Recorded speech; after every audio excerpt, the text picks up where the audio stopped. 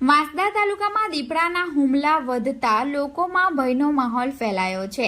ત્યારે વન વિભાગે આ દીપડાને પાંજરે પૂરવા કશમકશ શરૂ કરી છે।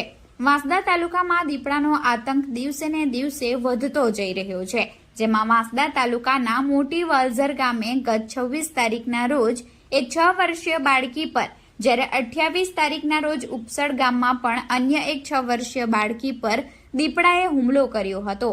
આ વિસ્તારમાં દીપડાના વધતા હુમલાને લઈ સ્થાનિક લોકોમાં ભયનો માહોલ ફેલાયો છે।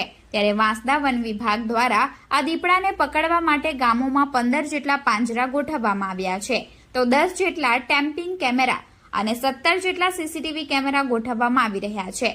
તો વન વિભાગની પારિયા, ડાંગ અને વલસાડ ઉત્તર તેમજ વલસાડ વન વર્તુળની 17 જેટલી રેસ્ક્યુ ટીમને તૈનાત કરવામાં આવી છે। સાથે લોકોને અવગત કરવામાં આવી રહ્યા છે કે ખુલ્લી જગ્યાએ તેમજ અવાવરુ જગ્યાએ એકલા ન જવું અને સાંજે 6 વાગ્યા બાદ ઘરની બહાર ન નીકળવા ગામમાં બેનરો પણ લગાવવામાં આવ્યા છે। જી આપનું નામ? જેડી રાઠોડ, મદદનીશ વન સંરક્ષક વાંસદા।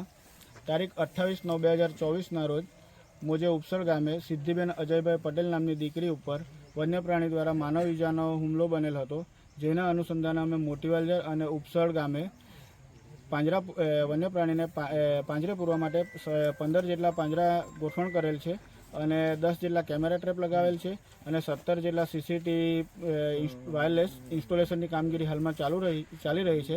વન વિભાગની બારિયા, ડાંગ અને વલસાડ ઉત્તર અને વલસાડ વન વર્તુળની ટોટલ 17 જેટલી રેસ્ક્યુ ટીમ અમે તૈનાત કરી છે, જે 24 કલાક માટે આ ઓપરેશન પૂર્ણ ન થાય ત્યાં સુધી અહીં સ્થગિત છે અને લોકોને અમે અવગત કરીએ છીએ કે ખુલ્લી જગ્યાએ, અવાવરું જગ્યાએ એકલ દોકલ ન જવું, જરૂર પડે સાંજે 6 વાગ્યા પછી ઘરની બહાર ન નીકળવું, જરૂર જણાય 5-6 લોકોના એકત્રિત થઈ લાકડી, દીવાબત્તી, મસાલ જેવા સાધનોનો ઉપયોગ કરવો, શૌચક્રિયા માટે રાત્રે પોતાના ઘરે બનાવેલા પાકા શૌચાલયનો જ ઉપયોગ કરવો અને નાના બાળકોને એકલ દોકલ બહાર ન છોડવા। આ રીતે જે હુમલા કરી રહ્યો છે દીપડો, એના પછાડીનું કારણ શું હોઈ શકે? આ અમોના માનવા પ્રમાણે થોડા સમય પહેલાં આ વિસ્તારમાં માંદા દીપડી 2 બચ્ચા સાથે નજરે આવેલ હતી અને જે નાના બચ્ચા છે જે શિકારની અણઆવડત એટલે શિકાર શીખવા માટેના પ્રયત્નમાં આ રીતના માનવો ઉપર હુમલા થઈ રહ્યા હોય એવું અમારું પ્રાથમિક દ્રષ્ટિએ માનવું છે।